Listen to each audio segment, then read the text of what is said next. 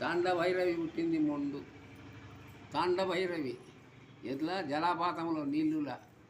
ఆ తాండభైరవికి దేహమంతా కురులు, శరీరం పైన దిగాంబరి, దేహమంతా కురులు. ఆ కురులే ఆమెకు ఆకార స్వరూపం. ఆమె ముగ్గురిని వాళ్ళను ఇద్దరిని పుట్టించింది ముందర. ఎవరు? బ్రహ్మ విష్ణువును. వాళ్ళని మళ్ళీ ఇద్దరిని ఆమె నాతో సంభవములు చేయాలంటే లేదమ్మా నువ్వు తల్లి విని మొక్కిండ్రు. ఆమెను కాల్చి బూడిద చేసింది. మళ్ళీ ఇంకోని పుట్టించింది. అతడే ఈశ్వరుడు. అతడేం చేసిండు?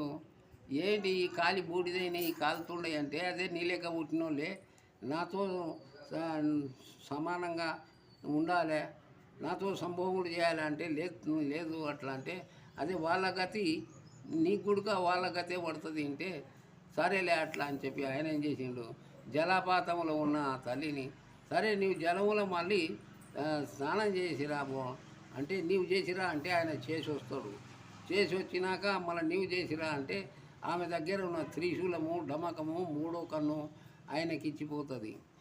ఆమె స్నానం చేసి వస్తుంటే అప్పుడు చూసింటాడు కదా మూడో కన్నులు కలిగిన వాళ్ళను బతికి అంటే ఆమె మూడో కన్ను తెరిచి బతికిస్తుంది.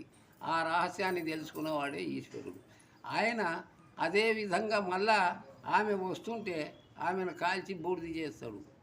వాళ్ళని బూడిద చేస్తే వీళ్ళు ముగ్గురు, వాళ్ళు విష్ణు, ఈశ్వర, బ్రహ్మ, ఈ కాలిన బూడిదని 3 భాగాలు చేస్తే వాళ్ళే పార్వతి, తర్వాత సరస్వతి, లక్ష్మి, వాళ్ళు ముగ్గురు అవతరించారు.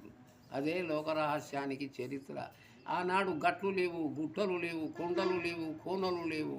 మొత్తం ఆ మూడో కనుతోన సృష్టింపజేసిండు ఆయన.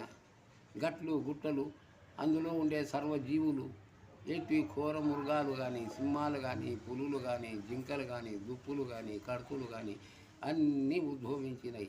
ఆ నుంటే ఈ లోక చరిత్ర నడిచింది. అదే లోకరహస్యం వచ్చింది.